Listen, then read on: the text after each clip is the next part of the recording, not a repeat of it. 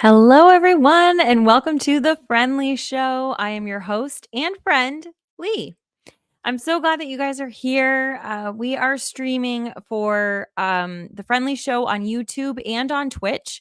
And if you are watching on Twitter or X, you're probably tuning in from the First Day Pod. So, hello, everybody.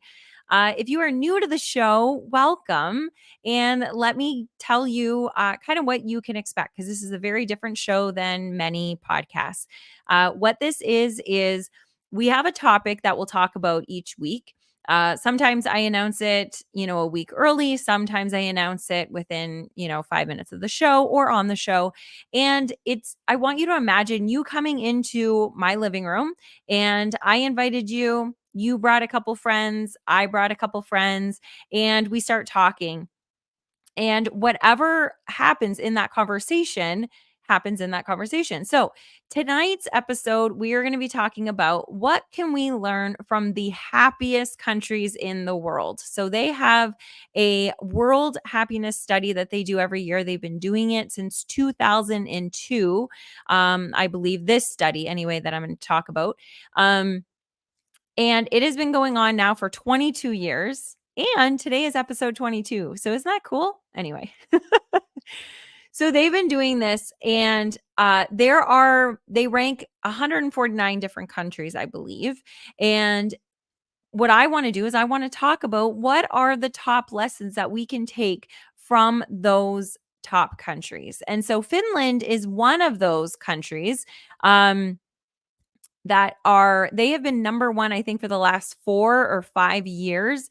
They have been top 7 for many years. And Denmark actually is on Finland's tail. So it looks like it could be giving Finland a run for the money next year. We'll see.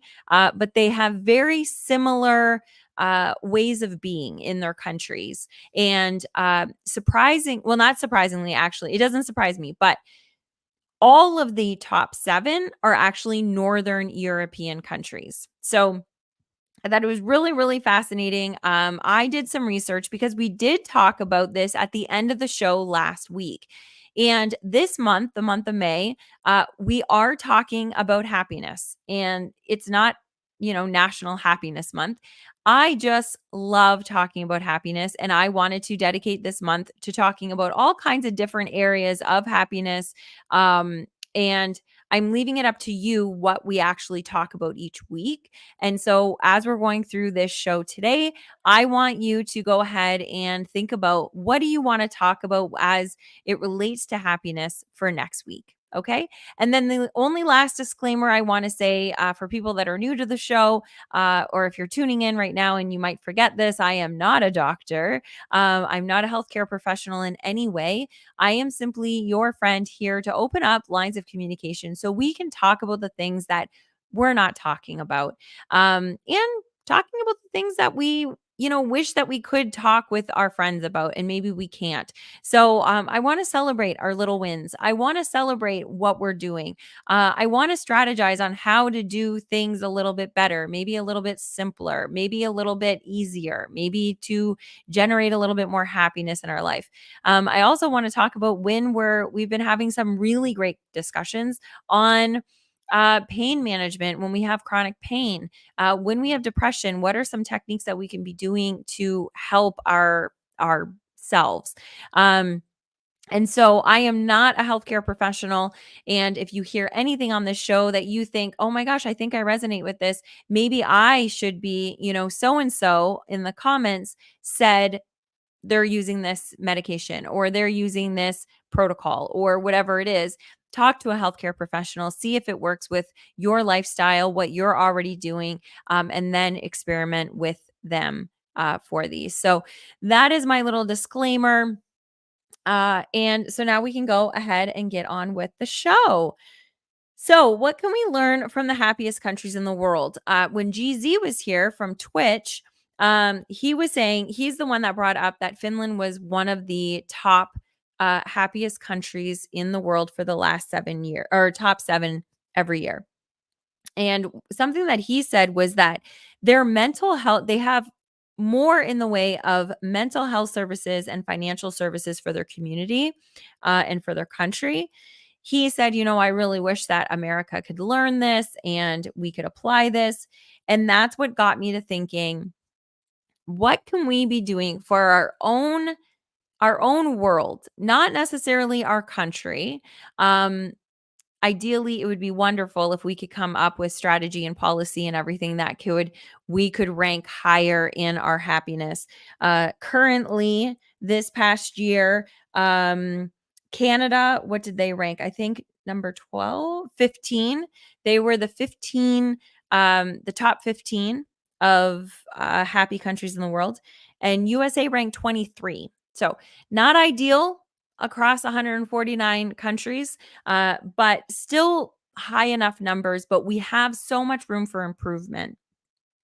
So I'm going to talk about some of the key takeaways that in my research I saw that were kind of the top things that were happening in these countries, and also how they were scored on this World Happiness Report. So they looked at and monitored 6 different categories. And I should stop myself here for a moment and just let you guys know that if you start commenting on this, which is my favorite part, so I sincerely hope that you start. If you comment, I will be bringing them right up to the show. I don't field it. I don't read it at first and then see if it can come up. So I know that could be dangerous depending on what you guys say, but usually it's really good. Whether it's comments that you have or questions that you have, those will come right up on the screen and you will become a part of the live show. That is always my favorite. So if you're listening to this in the audio version, I highly recommend that every Wednesday at 8 p.m. 8 p.m. Eastern, 7 p.m. Central, or whatever the equivalent is for you, that you come along and listen. And we start usually right on time. Today, my computer did not want to cooperate with me.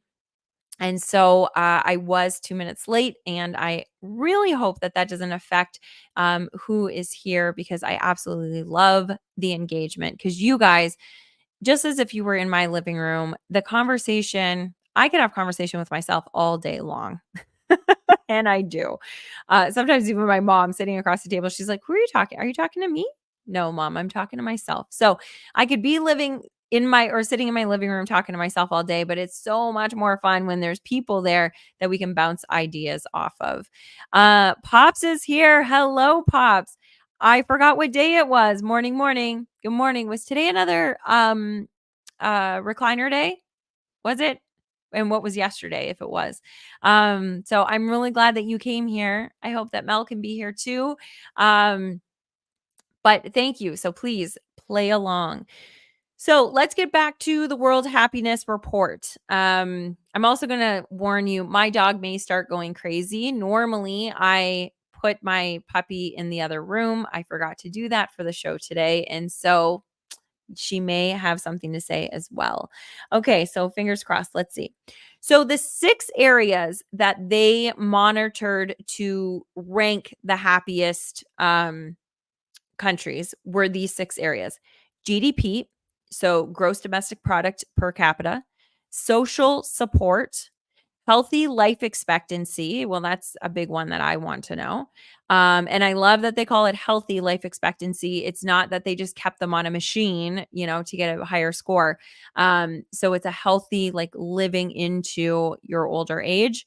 Freedom to make your own life choices, and generosity of the general population, and then perceptions of internal and external corruption levels. I thought that was really interesting. And if you think about all the countries out there, that one in itself, having the perceptions of, like, government, your perception of, is the government corrupt? Is my own government corrupt? That in itself will make you question your freedom, and that will drastically decrease your happiness. And so this is not from anything that I've been studying, but when I knew that these were, 2 of the top 6 ways that they were checking for happiness in these countries, it made me really worried about Canada and the United States. It really, and I'm not going to get political. I'm not going to get any kind of anything with you guys. Um, but what I know to be true is that there are a lot of people talking about uh, the misinformation across government and our feeling that we can trust our government is declining in these countries. And that is going to be a part where it is going to start making people feel unsafe. And I think that we're seeing that a lot in the general unrest of Americans and Canadians. And I never really thought about it until I was researching this. And then I was like, oh my gosh, like, because I try to tune it out. And I'm like, quite frankly, like we know that politicians are not honest. We know that there's a lot of like shady stuff happening. But we're not in a country where we really need to be super scared. And now this is not to open up a rant on what side you are or what's going on. But I think we need to be very careful about what we trust and what we don't trust, and then how we internalize that and how we internalize what's actually happening compared to our fear of what could potentially happen, because it is going to drastically impact your happiness today. So that is it. So that little part, I wasn't even planning. I have notes, but that wasn't even on my notes, but I just wanted to kind of touch on that. So I think it's with anything. I think with anything, if we can really be aware of what do we have to worry about right now, as opposed to worrying about how bad this could get in the future, because then we ruin our chance for happiness in the moment. And in the moment is all that we have. So Pops, what do you have to say? You said, I got something in my eye last night and I've had about 2 hours of sleep since. Oy, I'm sorry. I got a little work done yesterday, mowed the front lawn today, and now I'm recliner bound. So long as it doesn't carry over to tomorrow, I'm all good. Sorry it's so long. No, I love it. I mean, if you were on the couch next to me, we would be talking about this. So thank you.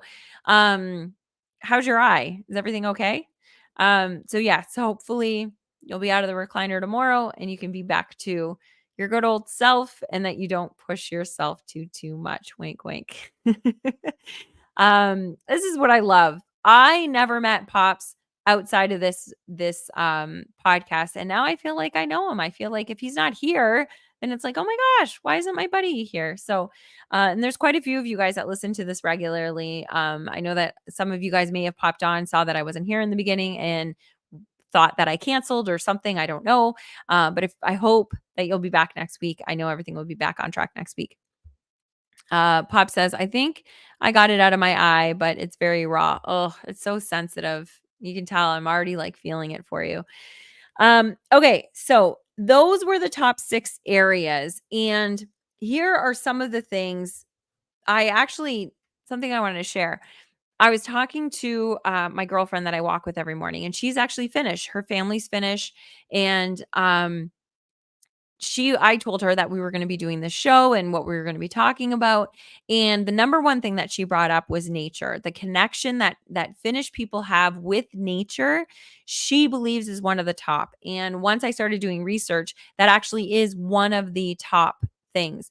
And so she was saying that even people that live in high rises, like live in apartments in Finland, the majority of them have a summer home. And it's not like a summer home when we think of it in America or Canada, like this posh place. A lot of these summer homes, because they have, I can't remember what she said that it's called, but it's like the land of, I don't know, let's say a zillion lakes, because it was something, it was like a million lakes or 100,000 lakes or something. There's so many lakes around there that um, the majority of people have a home on a lake. But instead of it being this great big investment that, people can't afford, and people are like, just it's to keep up with the Joneses. She said a lot of them they won't have Wi-Fi. Some of them won't even have running water. Some of them won't have, it's just a cabin on the lake. And that I thought was really, really impressive and exciting, And it just shows that we don't have to have all of the flashy things to be one of the happiest countries. Now, living in some of these happiest countries is expensive. And that the reason why it's expensive is because the taxes are so high, because there is so much social service and social community like support within these countries. But here's the thing. I know that there's some people that aren't big fans of, social kind of countries and social government. But I mean, let's take a little bit of a cue from these countries that the happiness level is so much higher. And so we've got to think about how these all work. And this isn't a matter of handouts. This is a matter of lending a hand and really helping people that she was saying, and I didn't look into this any further, but she was saying that there are things and programs set in place that in Finland, if you are feeling that you are on the verge of burnout, they have services in place for you to be able to disconnect and just kind of take your time to be with yourself to recharge. And whether that is 3 months, 6 months, whatever that looks like, it's there to protect your being. Because if you really think about it, I think that is beautiful. Some of us may think, oh my gosh, I know people that would live on that forever. But the reason why those people we feel would want to live on that forever is they're not happy. They're not happy, and so they're not able to get out and move and live their life the way that they want to, because happiness has such a direct impact on your well-being and on your physical health. So this is a very interesting conversation for me anyway, I think, of really thinking about these kinds of things. And another part, so the nature part, okay, I'm going to stop right now. Oh, and Pop says cold rag on it right now. Okay, awesome. So just yes, protect it. Um and you don't have to comment, Pops, if you can't, but I would love it if you did. So the nature part, I remember she was telling me we were walking in the winter. We walk usually about 4 or 5 times a week together in the mornings.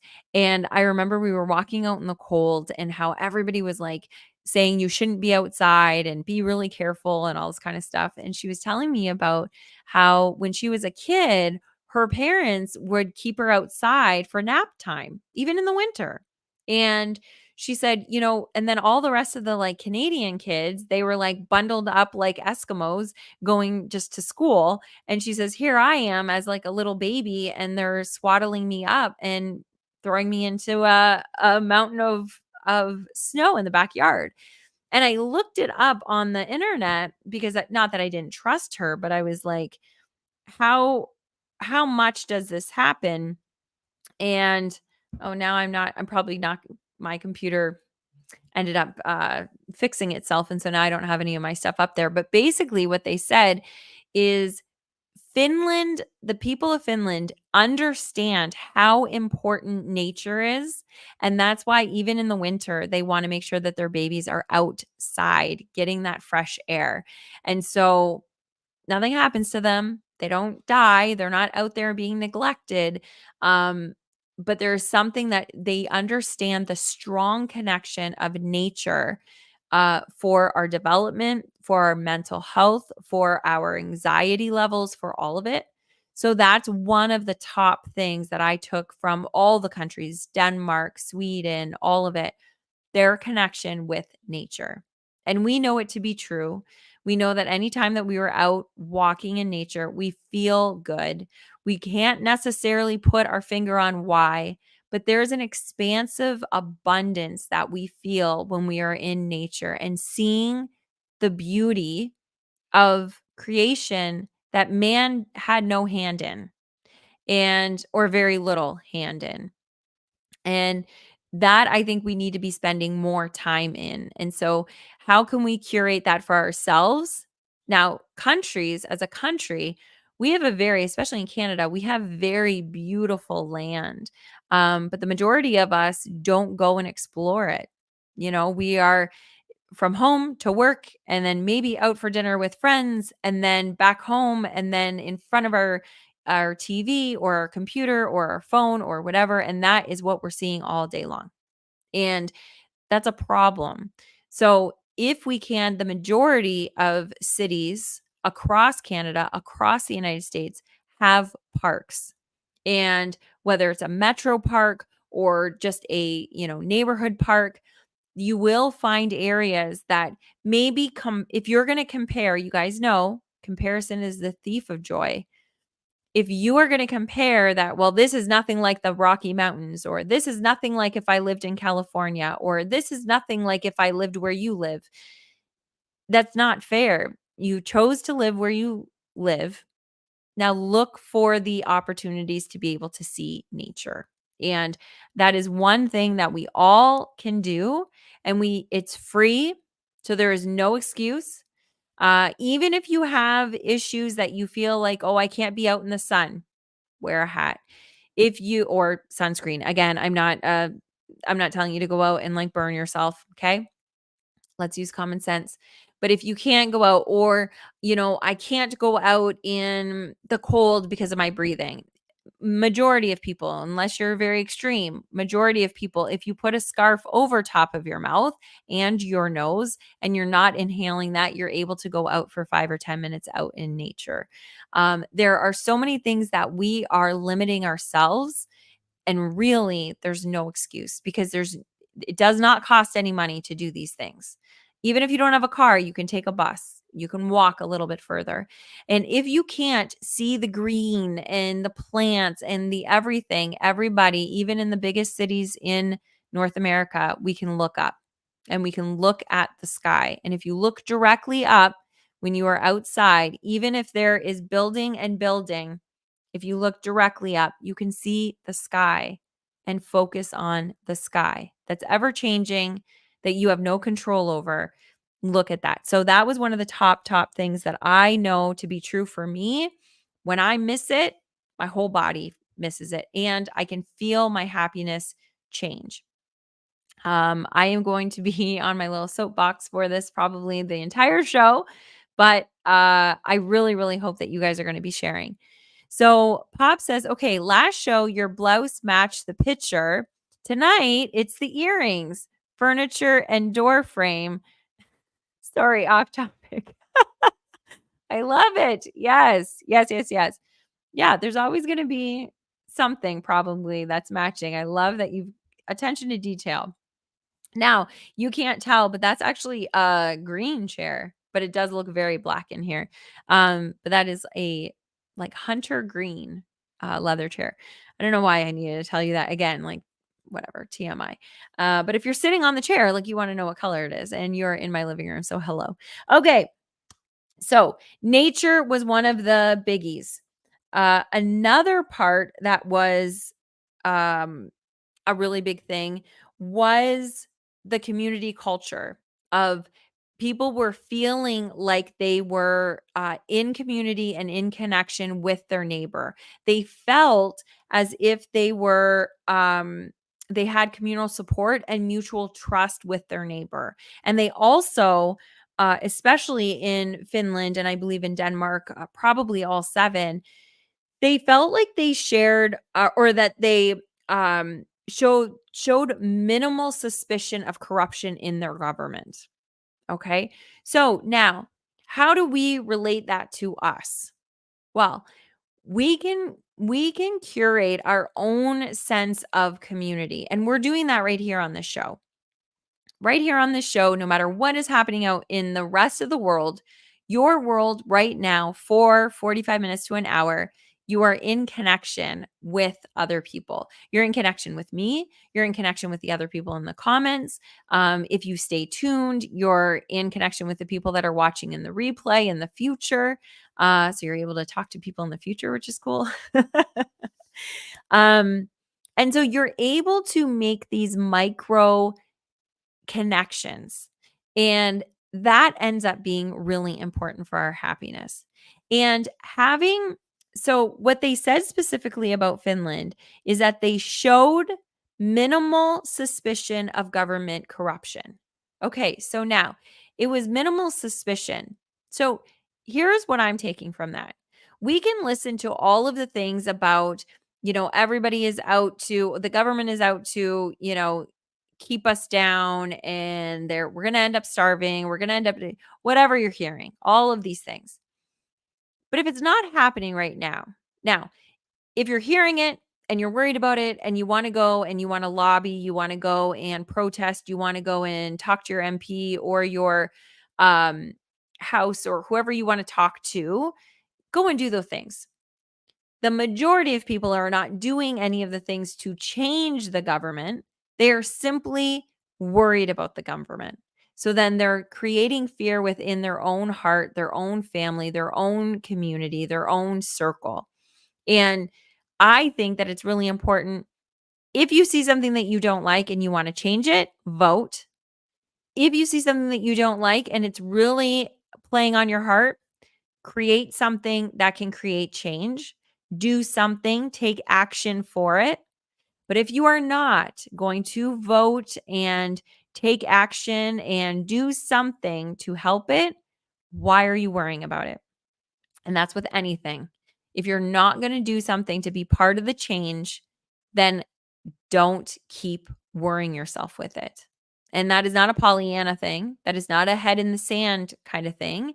That is just the majority of people are not doing anything to really make change.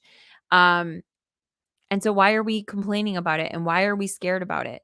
Because if that's one of the pieces that are leading to the happiest countries, then we need to be able to do that for ourselves. We need to stop with the suspicion. We've talked about it before too, that whatever we focus on, we can create. So if we are focusing on that, then we're creating this really scared mindset around our government and around our future where we won't feel free. We won't feel that we have the ability to change and make change in our own life. And all of these pieces are all parts of creating happiness in our life. So we need to start being able to create all of these, looking at these areas and creating them in our own personal life, our own personal life. Um, and then there's things like simplicity. When you think of Finland, when you think of Norway, when you think of Denmark, when you think of all Scandinavian countries in general, IKEA, that's where IKEA comes from. It's that Scandinavian simplicity, not more is more, less is more. Less is peaceful. Um there's sophistication in simplicity. And so that is another thing that was kind of a tie in all of these. Like so how can we create that in our own life? Well, we can make sure that our surroundings have that serenity. So if you saw my bedroom right now, I have been in this like constant knowledge seeking kind of thing. And so I have a bookcase that has all of my books that I absolutely love. And then I keep buying books that I'm not finding the time to read. And I'm pulling books from the bookshelf and I'm reading, a paragraph or two and then putting it on the table because I'm like, I'm not going to put that back in my bookshelf because I think it's important and I really want to read more. Pile after pile after pile. And that eats into my anxiety. And that causes it a little bit, it's more difficult for me to have peace and happiness because my surrounding is not simplicity. It's not calming. It's very jarring to have all of that around you. And you may say, "Oh no, I thrive in this." Like this clutter, there's calm in my chaos. How do people say it?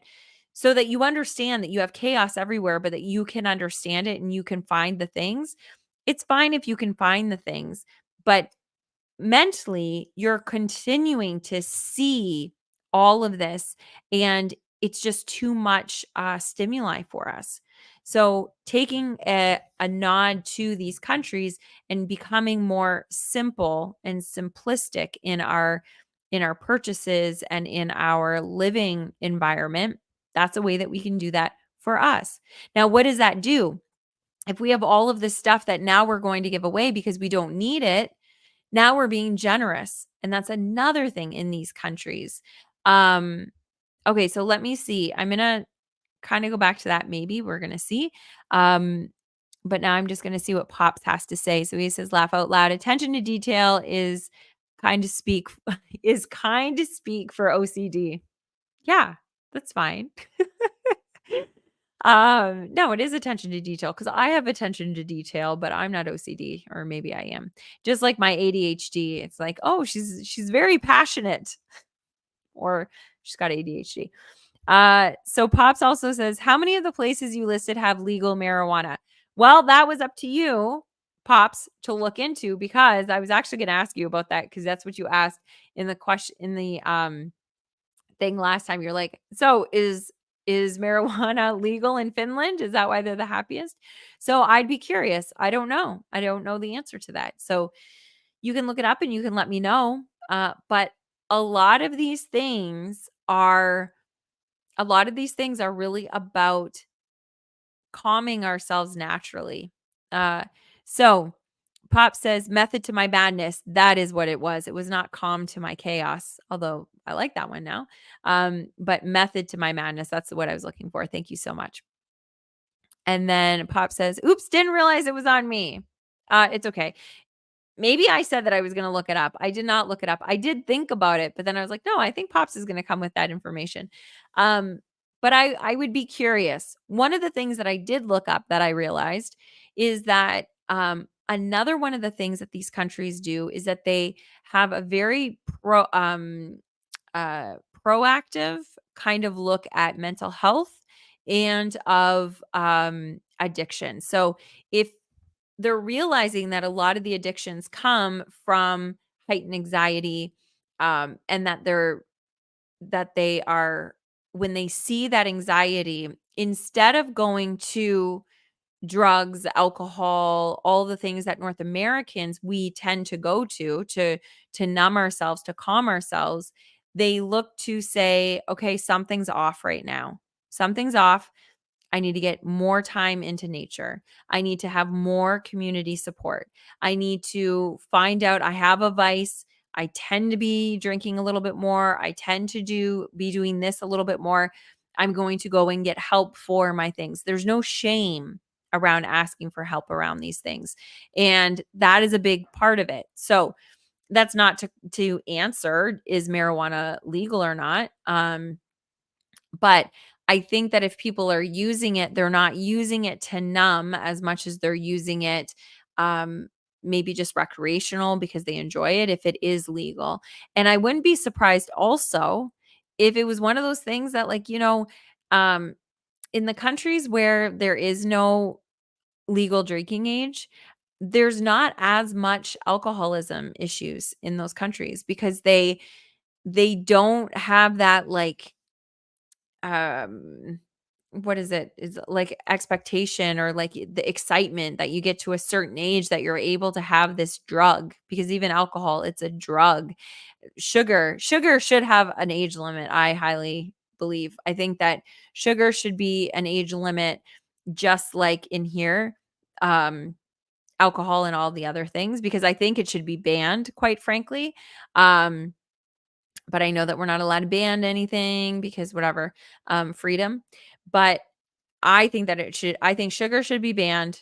And if it's not, it should at least be until you're old enough to make your own decision. And now you've lived 18, 19, 21 years without any sugar.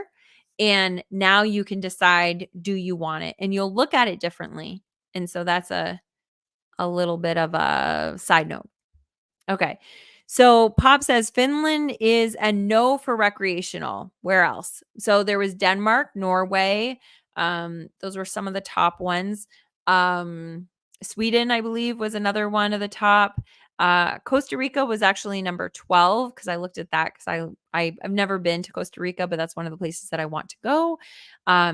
So they're all Northern European. The top 7 are all Northern European countries.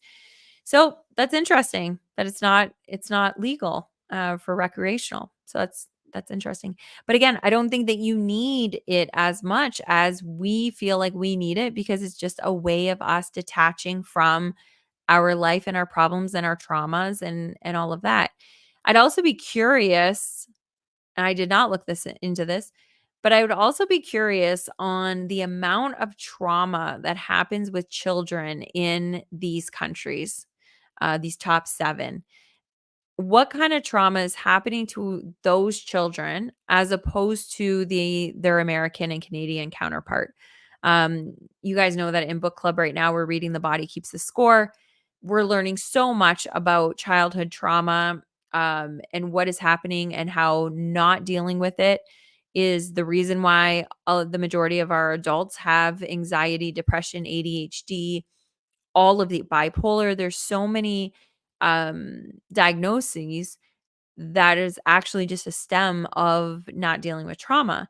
I'd be curious what that looks like in these northern European countries.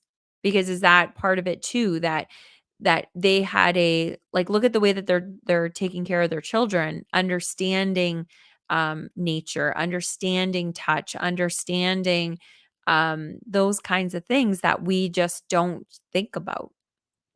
So the connection with nature, huge. Simplicity, huge. Culture and community support, huge. Gratitude, they are very grateful for the things that they do have. They have a trust of the people around them. So those were a lot of them. There was also, I had a list over here too. They don't live to work. So that's a big one. And I have my manufacturer for our metal line for our cabinetry is in Spain. And it is really cool working with them because I've been working with them very closely for the last couple of years. We have production meetings every Monday. And it's really interesting because I will email them on a Saturday night because I'm thinking of something, and Monday at our meeting, we'll go through whatever it is, but they're not replying to me on Saturday. Now, if I were to do that with my Canadian manufacturer for my wood line, I'd probably get an answer. I'd probably get an answer from one of like the people because we're tied to our phone and we've got our work email with our phone. And it's like, it's just that quick email. But in Spain, they have a better work-life balance. They don't live to work. They work so they can live. And so right now, we have been in crunch mode because we know that 3 weeks in August, Spain is shut down. No industry is working. And so we know that we have to make sure that we're getting everything planned and pre-planned so everything can be done early. And it's May and they're already making all of these concessions of like, okay, here's what we have to do. So it's just planned so then they can easily go to the beach for 3 weeks in August. And nobody begrudges them. Everybody in North America knows that Europe works this way. And I find it fascinating. We can learn so much from just that part of it. Pops is really into this. So he's saying Denmark, no recreational. Norway, no recreational. Sweden, very sanctionally against it. Honestly, not the results I expected. Hmm. Well, I'm glad you looked it up. I'm glad you looked it up. So, did you kind of think that maybe people are just smoking and they're just feeling a little bit more happy and they let go a little bit easier? And I'm curious what you were thinking. I mean, I know kind of um because I'm glad you looked it up, but I think that connection with nature and with their community, that's a big thing. If we had more of that, so which those two things in itself, we're able to do that in our own community. We're able to do that in our own family. How many of you guys go for a walk after dinner for 10 minutes with your family or with your significant other or with a best friend or with your dog? Like, how many of you spend 10 minutes a day outside just in nature, just walking? I really do try, and this is all new for me.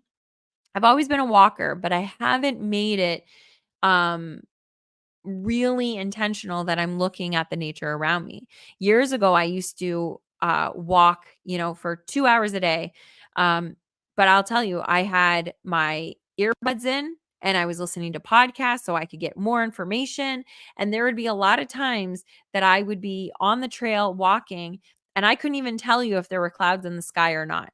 I couldn't tell you what I saw, what the trees, what the flowers were, what anything was. I was on a mission to get my hour up, my hour back, and listening to um my earbuds, my whatever I was listening to, the podcast or the audiobook or whatever it was. And now I make sure that all my walks are with people, whether it is family or friends, or when it's even by myself, it is literally by myself. I don't listen to music anymore or any kind of distraction. I want to be listening to the birds and the wind and all of that kind of thing. So we can take that from them and really implement that in our own life, no matter where we are and no matter what our economic status is, no matter what any of it is, even no matter what our physical ability is, because you can go outside and you can take off your shoes and you can ground and that's free, and it also doesn't take any movement. So even if you're in a wheelchair bound, you can still get out there and be in nature. No excuses. Um Okay, so Pops, thank you so much for being here. Thank you. So not really, more on the medical and physical benefits that yes, reduce stress and anxiety. Kind of like you were saying, the country with no legal drinking age has less alcoholism. Yes, okay. So, and I think too, I would like to know. So he says, and yes, I am into this, but others can be too. Absolutely. No, when I said you're into it, I just meant I love that you're like, you weren't like, oh, I'll go check that out later. You're like, okay, I'm going to get you the answers. What other countries? And you got right into it. So thank you so much. Um, yeah. So the medical and the physical benefits of it, it's wonderful, but there is nothing out there that compares to grounding and being out in nature. Those it is so healing. There is study after study after study after study that is showing that sunlight, especially in the morning, but even after when you go to have dinner and then at night as it's coming to dusk, being able to get that dusk light and that morning sunrise sunlight, getting those to correct your circadian rhythm, getting the fresh air, getting all of that, seeing, and if you're able to walking and seeing the movement as you're walking, it helps calm you. There's so much to it and it's all free and I was going to say it's not addictive, but I'll tell you, for me it kind of is addictive. Like I didn't go for my walk this morning and I could feel it for the first like couple hours. I was just like, "Oh my gosh." And I wasn't thinking back to it. I was feeling not good and then I was like, I didn't go on my walk today. I made that choice. It was the wrong choice. And then I went out in the backyard and I was just grounding I was out there probably for about 15 minutes because I knew that I needed that in order to be able to have, my peace. So, Pop says, I would forget again if I put it off. Yes, I'm doing that a lot too, is just get it done right now as you're thinking about it. I don't have the memory. I used to, it wasn't great. Yes, I hear you. He says, "Oh, nature, especially like at a lake, is very addicting." Yes, absolutely. And so the nice thing is that being in a lake, like being in a situation where you can be on a lake or being in a situation where you can be like in the mountains or whatever your jam is, being on vacation and choosing your vacations around those areas so then you can really feel that, even if it's once a year, twice a year, whatever it is good. But whatever you can do, finding a place that's just close to you, whatever that is. If it's just a regular park, if it's a field, if it's your backyard, it doesn't matter. Um, there's ideals that we can have, but if we can't get to them every day, we can be in the nature. Okay. So what else did I want to say? Oh, I had them on my phone. So let me just see. There were a couple more that I wanted to talk to you guys about. If you guys are having anything that you want to talk about, that we've already talked about, please go ahead and do that. Um, Generosity and like pro-social giving, that was a big thing among these countries. So what they said in this part of the study is that they said we may know the warmth that we feel when we contribute to society, but it turns out that generosity also has a scientific reason for making people happy. Whether that generosity came in the form of paying higher taxes, so looking at it like that, instead of being like, "Oh, I can't believe that I'm paying extra taxes or that I'm paying my such high taxes." And so Canadians, listen up. We can be looking at it like that is my form of generosity. And so if you're paying all these taxes and you know that you can't change it, yes, you can vote and try to make these changes. But if you can't make the changes, you can change your perception of it. And so if you're feeling like my taxes are so high, I'm not able to give anymore. I can't give to charity like I would want to. I can't donate the way I would want to because I'm strapped. If that is your truth, then that's okay. But now you can change the way you're looking at your taxes, and you can look at it like that is my generosity. I am giving the taxes so then I am helping these social services and I am helping, beautify the streets and help the safety of the streets. And looking at that mindset and perception is huge in our life. And so if we cannot have that um just hate and just feeling like how dare the government or how dare this happen to me, looking at it in that way is really really I think impressive to be able to find these kind of little shifts. And taxes I never really thought about. I've When I was younger, I used to say that, and then as I got older, then I was like, "Oh, yeah," it's like especially, like, having an American husband, and knowing the taxes that they pay compared to the taxes that we pay, it's hard to swallow, but if we can look at it that way, it's a lot easier. Um so that's what they were saying. So whether that generosity came in the form of paying higher taxes or donating money to charitable causes, the act of giving activates reward centers in your brain that makes the giver feel great. So think about that too. And it's very true. Like even at Christmas, if you're giving gifts and you're getting gifts, what do you love more? Do you love the sense of you got that thing? um, I mean, I got the Remarkable this year, and that was pretty magical, and I've been loving it every day since. But normally, if I think back to Christmases, I think of the joy on my loved one's face when I gave them something, not when they gave me something. I was, "Oh, that's very nice. Thank you so much. I appreciate it." But I loved like giving to people and donating.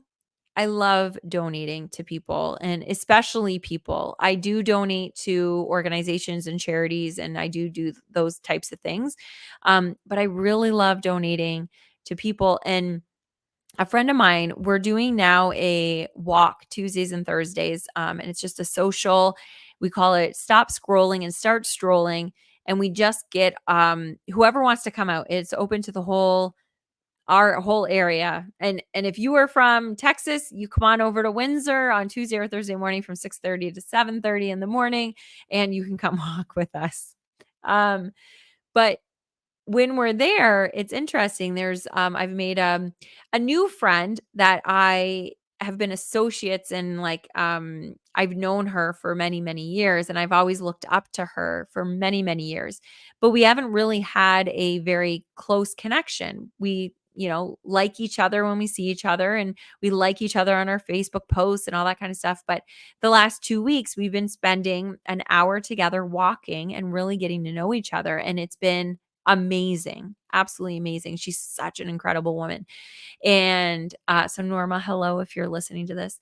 And she was telling me because I have this thing that when I'm walking, if there's people that are walking by me, especially if they're alone, I am not trying to stop our conversation, but I will say good morning, and I do engage with people as they're walking by, but I'm still listening, but I'm also engaging with them.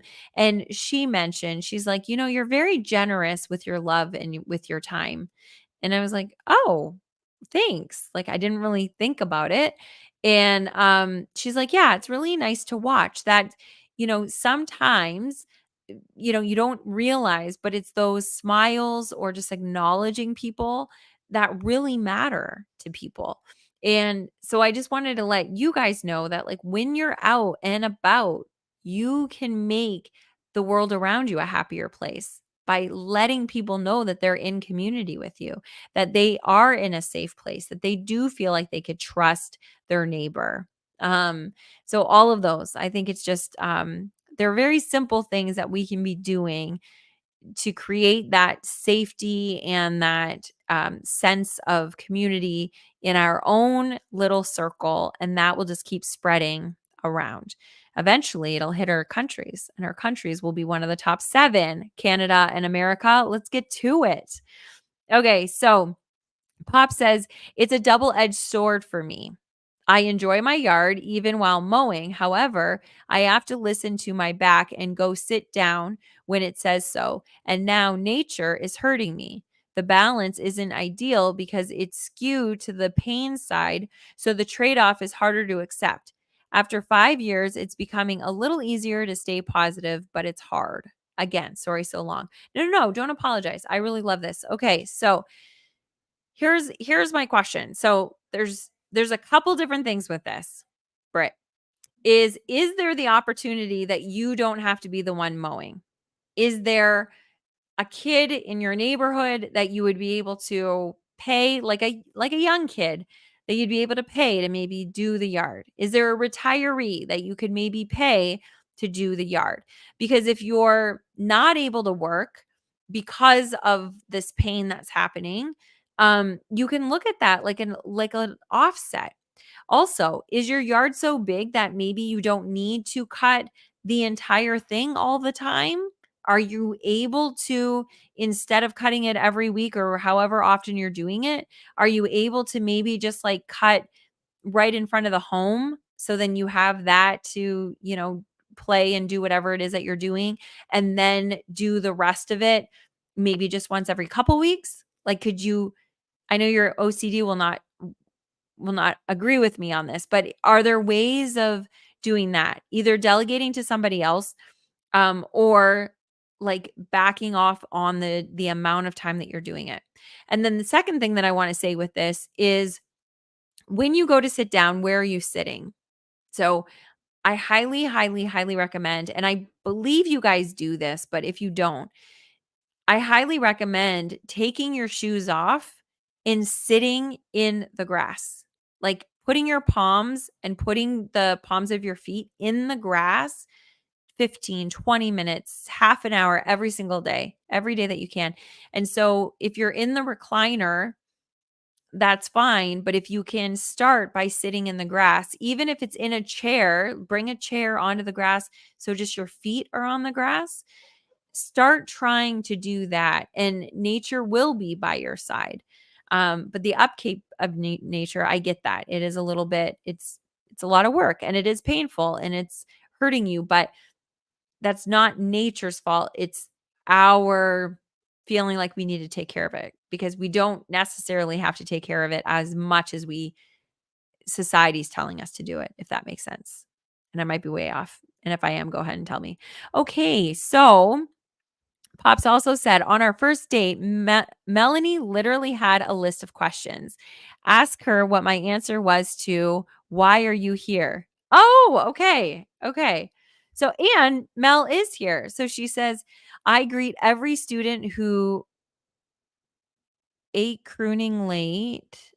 Oh, at the front of the school." Mm, Okay, so I'm going to see this. And then she says, "I didn't realize I was making an impact until a parent came up to me and told me how much she appreciates my smile and warm welcome when they're running late." Oh, when they are running late. Sorry, Mel. Sorry, but I'm glad you're here. Hi. So she says, "I greet every student who are running late at the front of the school. I didn't realize that was making an impact until somebody said," and Mel, that's just like, that's who you are. That is so beautiful. So, yeah, our society says that we need to berate people and be like, you're 3 minutes late. How dare you go into detention? Like, this is awful. And like, forgetting that they're human and like, we don't know what happened. And maybe they just were running late and it was like preventable, but it just wasn't preventable that day. If you can greet them, I think that is absolutely beautiful, Mel. And then you now, instead of going into school like high anxiety, totally like worried and then not paying attention in class and then like worried about, oh my gosh, that's just awful. It's the way I started my day and like then you see a smile and it's like, oh, Mrs. Melanie, okay, that's awesome. Thank you so much. And then you can de um decelerate that anxiety in a flash, in a moment with a smile and with just loving eyes. So I'm so happy that you do that. And Mel says also, by the way, hey, sweet friend. Hi. I'm so happy you're here. So Pop says the pay part isn't an option. I'm learning to stop even if I'm not done. That's awesome. This is very good.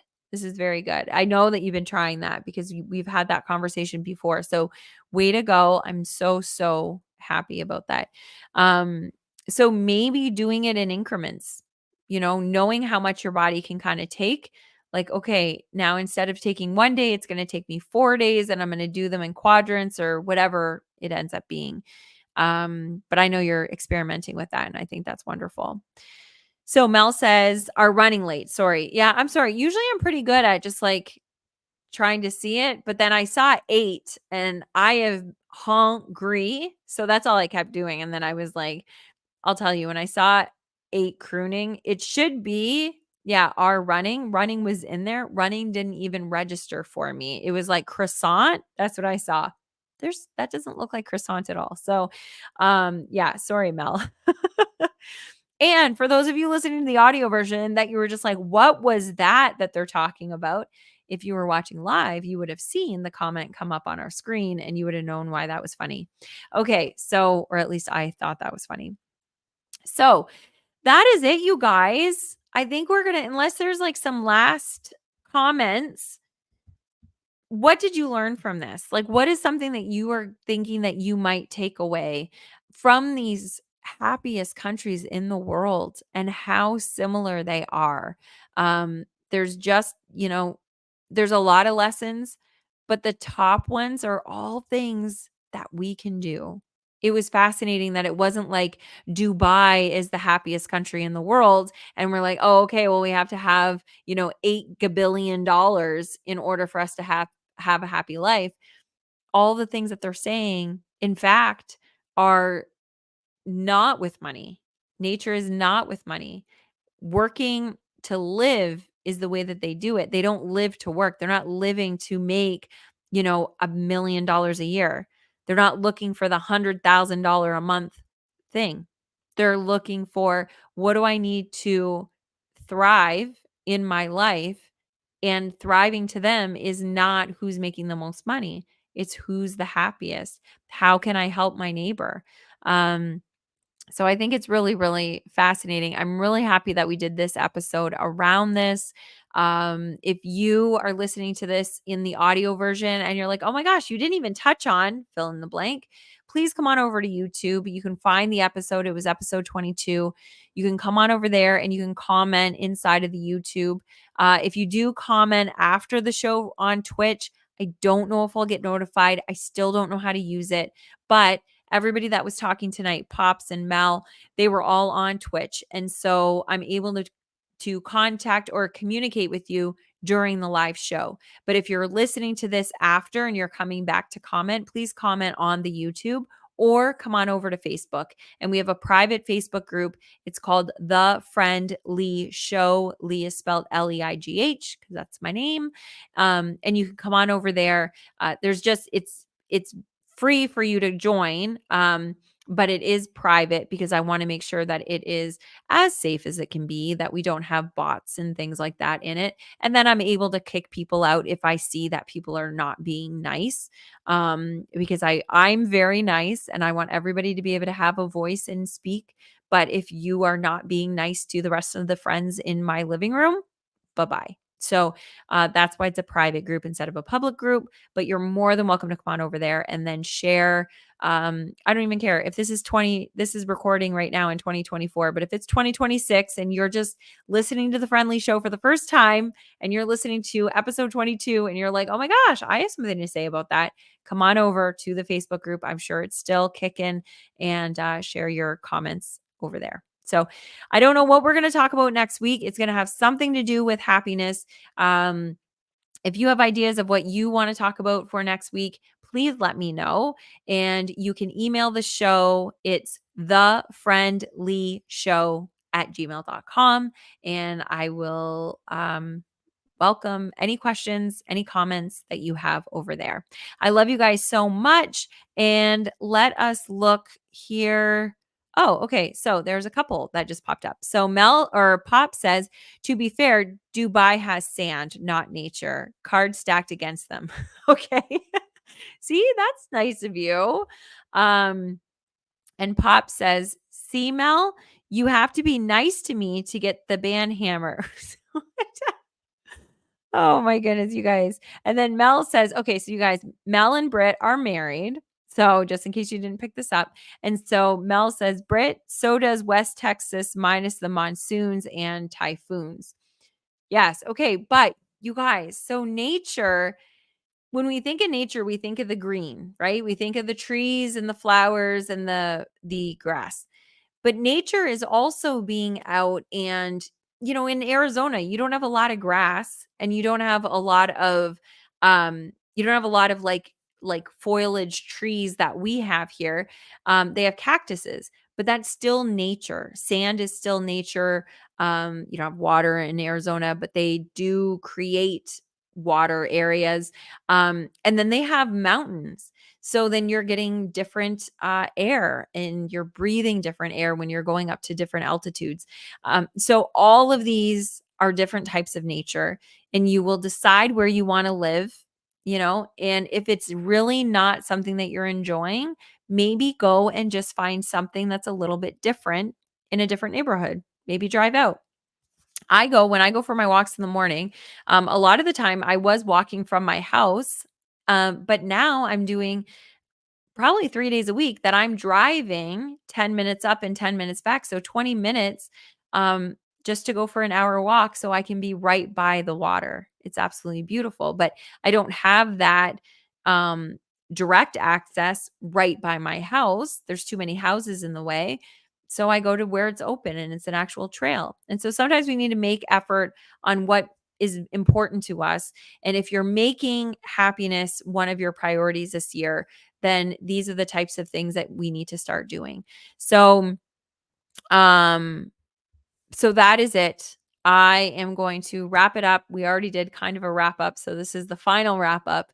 I just want you to know that I absolutely love you. All of you. Thank you for being here. Mel, Britt, thank you for commenting and being a big part of this show. I hope to see you, if you're listening to this in the audio version, I hope to see you live next Wednesday, 8 p.m. Eastern, 7 p.m. Central, or whatever the equivalent is for you. And we will see you then. Have a wonderful, wonderful week. Love you. Bye.